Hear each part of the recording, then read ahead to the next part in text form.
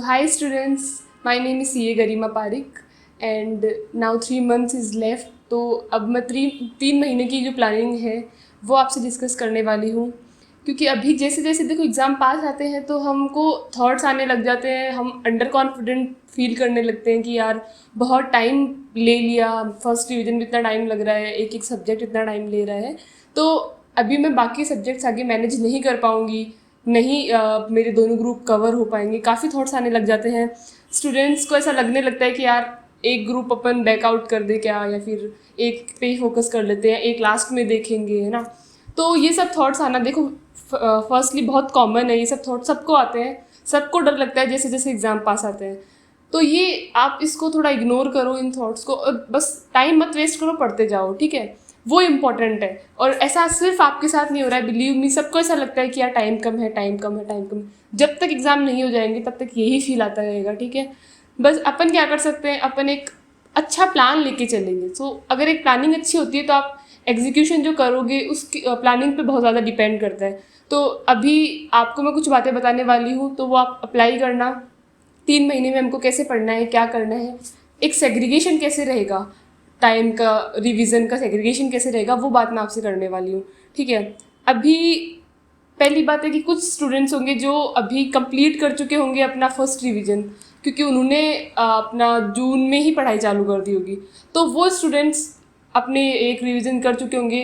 लेकिन जो स्टूडेंट्स ने अभी जुलाई में पढ़ाई चालू करी होगी वो अभी फर्स्ट रिवीजन पर होंगे, वो फर्स्ट रिवीजन कर रहे होंगे। तो मैं उनसे बात करती हूँ कि अगर आप अभी अपना फर्स्ट रिवीजन कर रहे हैं तो आपने हो सकता है एक ग्रुप का रिवीजन अभी तक कर लिया होगा। स्टैंडर्डली तो यही है कि आपने कर लिया होना चाहिए एक ग्रुप का रिवीजन, और आगे अभी आप एक बाकी के जो दूसरा ग्रुप आपका बचा होगा उसका रिवीजन करना आप शुरू करेंगे, ठीक है। लेकिन एक केस और हो सकता है कि कुछ स्टूडेंट्स कर तो रहे अपना फर्स्ट रिवीजन, बट हो क्या रहा है कि भाई 3 सब्जेक्ट तो कंप्लीट हो गए, अभी चौथे पे आ रहे हैं, ये भी केस हो सकता है, ठीक है। तो मैं दोनों के साथ बातें डिस्कस करने वाली हूँ।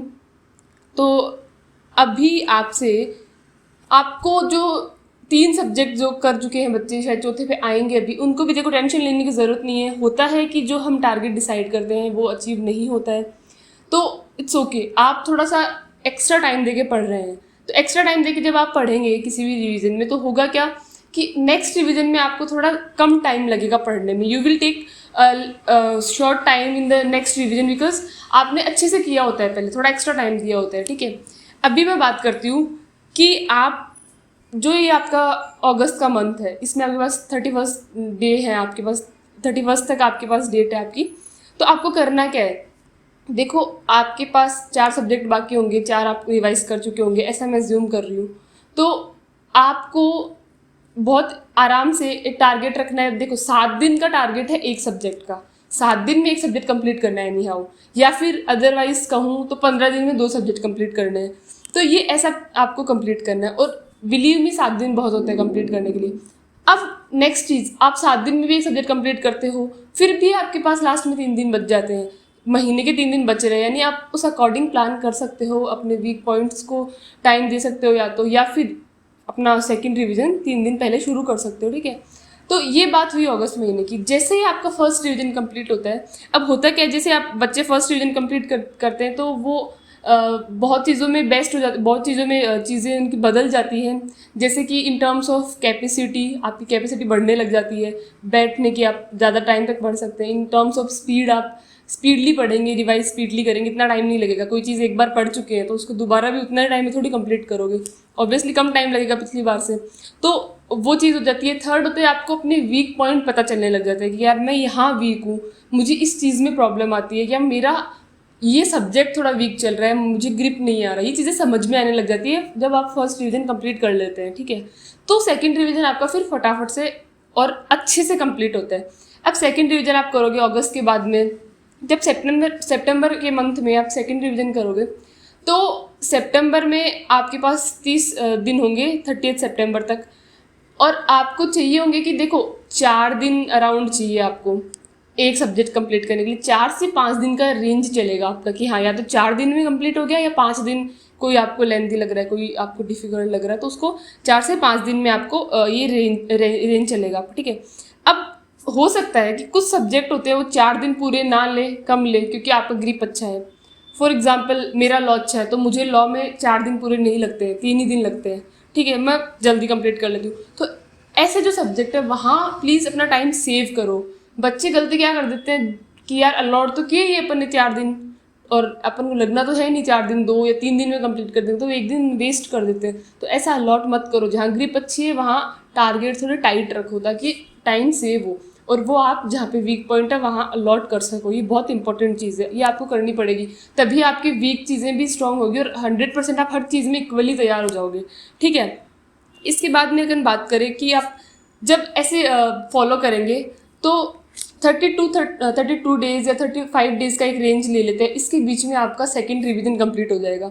और जैसे सेकेंड रिवीजन कंप्लीट होता है, आप मतलब अच्छे से सब्जेक्ट कंप्लीट कर चुके हैं 4 या 5 दिन में, ना, तो अब नेक्स्ट लास्ट मंथ आएगा आपका अक्टूबर मंथ। अब देखो रूल क्या होता है, if you have taken like 5 days in the first revision, तो सेकंड रिवीजन में आपको 3 डेज लेने हैं, तो फिर थर्ड रिवीजन में आपको उससे भी कम टाइम लेना है। यही रूल है, क्योंकि आप जितना पढ़ते जाओगे उतना आपको चीज़ें याद होती जाएगी, आप फटाफट से निकलते जाओगे उन चीज़ों से, ठीक है। जैसे प्रोविजन्स वगैरह कि हाँ मुझे पता है, ये मुझे आता है, ये मुझे आता है, अपन क्वेश्चंस कम देखने लग जाते हैं, क्वेश्चंस कट होने लग जाते हैं, नंबर ऑफ पेजेस कम होने लग जाते हैं, तो वैसे वैसे आपका टाइम डिक्रीज होता जाता है, ठीक है। अब थर्ड रिवीजन आप करोगे अक्टूबर महीने में, तो अक्टूबर में आपके पास जैसे वहाँ पे अपने पास रेंज थी 4 से 5 दिन की, अब रेंज होगी 3 से 4 दिन की।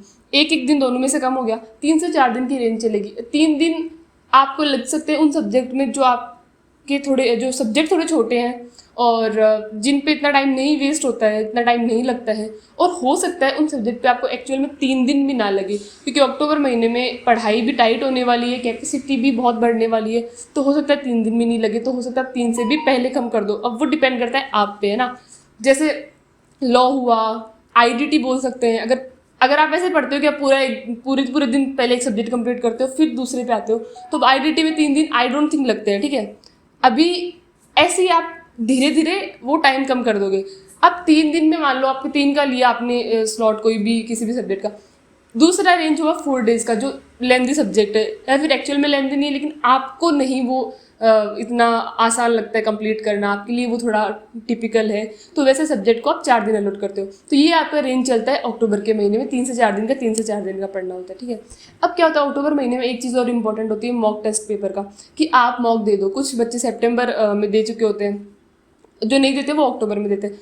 तो अभी देखो मॉक का ऐसे है कि इफ़ यू फील कि आपके पास टाइम नहीं है, इतना टाइम नहीं है, मॉक मैनेज नहीं हो पाएगा, अगर मैं 8 सब्जेक्ट का मॉक दूँगी तो 8 दिन तो you have to allot to the mock test paper, right. तो आपके पास अगर इतना टाइम नहीं है तो आप एक काम कर सकते हो, आप सिलेक्ट कर लो कुछ सब्जेक्ट कि भाई ये अपन जैसे 8 सब्जेक्ट है, आप मान लो 3 या 4 सब्जेक्ट आपने सिलेक्ट कर लिए कि ये वाला सब्जेक्ट इसका मॉक दे देते हैं, इसका दे देते हैं। अब ये पेयर कैसे बनाओ, ये तो ठीक रहेगा कि एक अगर 4 सब्जेक्ट का मॉक देने के लिए टाइम निकाल रहे हो तो 2 फर्स्ट ग्रुप के 2 सेकंड ग्रुप के, बेटर रहेगा, ठीक है। बाकी जैसे एक प्रैक्टिकल कवर हो जाए, एक थ्योरी कवर हो जाए, एक प्रोविजन बेस्ड टैक्स वगैरह है वो कवर हो जाए, ऐसा हर चीज़ कवर हो जानी चाहिए। और इलेक्टिव का अपन तो इलेक्टिव का वैसे देख लो कि वो अलग टाइप का पैटर्न है, तो आप ऐसे देख लो मॉक सिलेक्टिव पेपर के, या फिर ऐसे पेपर जो ऐसे सब्जेक्ट जो आपको टफ लगते हैं उनका मॉक देख लो, है ना। इससे आपका टाइम सेव हो जाएगा, ठीक है। ये बहुत इंपॉर्टेंट होता है, क्योंकि देखो मॉक देने से क्या होगा ना, आपको कॉन्फिडेंस तो आएगा, बट हो सकता है टाइम ही नहीं है, तो ऐसा नहीं है ना अपन पढ़ाई छोड़ के मॉक पे आ जाए, तो उसका भी मतलब नहीं है। मॉक भी तभी देने का मतलब है जब आप प्रिपेयर्ड हो अच्छे से।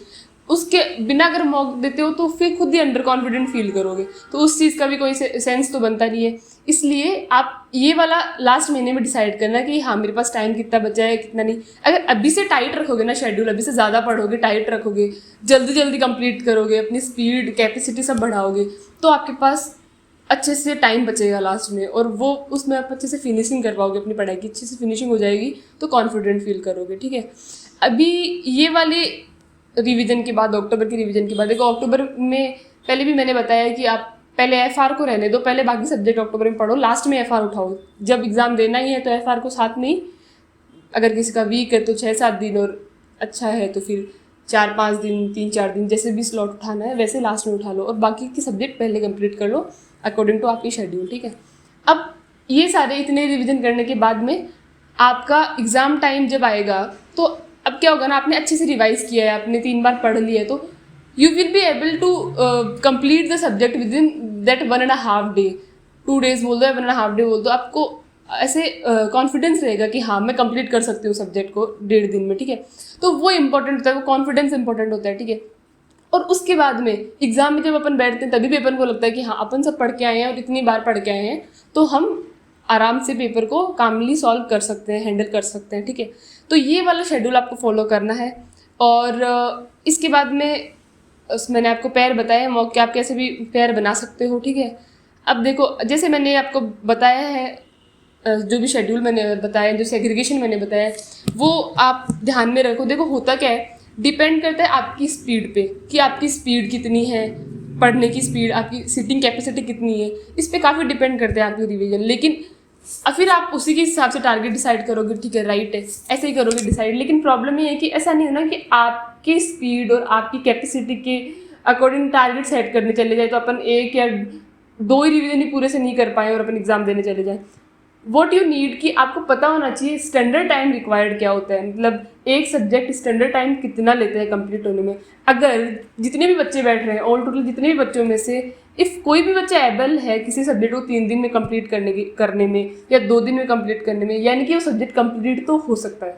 ये तो पक्की बात हो गई। अब आप मान लो उसको 4 दिन में करते हो, कोई 2 में कर रहा है, तो डिफरेंस है ये आपको कम करना पड़ेगा, क्योंकि फिर तो अपन पीछे रह जाएंगे, वो आप कर नहीं सकते, ठीक है। तो आपको स्टैंडर्ड टाइम रिक्वायर्ड पता होना चाहिए और standard revision of overall 8 subject कितना होना चाहिए ताकि एग्जाम क्लियर किया जा सके आराम से, ये पता होना चाहिए। तो ये चीज़ मैं आपको बता रही हूँ, जो स्टैंडर्ड है वो मैं आपको बता रही हूँ। सेट आपको आपके हिसाब से करना है, लेकिन ध्यान रखना कि अगर जनरली ऐसा हो रहा है, सब लोग ऐसा कर पा रहे हैं, यानी कि आपको टारगेट सेट करते टाइम दिमाग में होना चाहिए कि हाँ अगर स्टैंडर्ड है कि 1 महीने में सेकंड डिवीजन खत्म हो जाता है 32 से 35 दिनों के बीच में, तो मेरे को क्यों 2 महीने लग रहे हैं, नहीं लगने चाहिए, तो मैं बहुत ज़्यादा टाइम ले रही हूँ, मुझे कम करना पड़ेगा अपना टाइम, ठीक है। इसलिए मैंने जो आपको बताया वो स्टैंडर्ड है, वो जनरली हो जाता है इतना अगर आप अच्छे से पढ़ते हो तो, ठीक है। अभी मैं अज्यूम ये कर रही हूँ कि सब बच्चों ने अच्छे से फोकस से पढ़ाई चालू कर दी होगी और सीरियस होंगे अपनी पढ़ाई को लेके। अभी नहीं होगे तो फिर बाद में अटेम्प्ट चलते रहते हैं। फर्स्ट अटेम्प्ट गोल्डन चांस होता है, तो जो बच्चे पढ़ रहे हैं या फिर आपको जो भी अटेम्प्ट है इस अटेम्प्ट में क्लियर करना है, उस हिसाब से पढ़ो।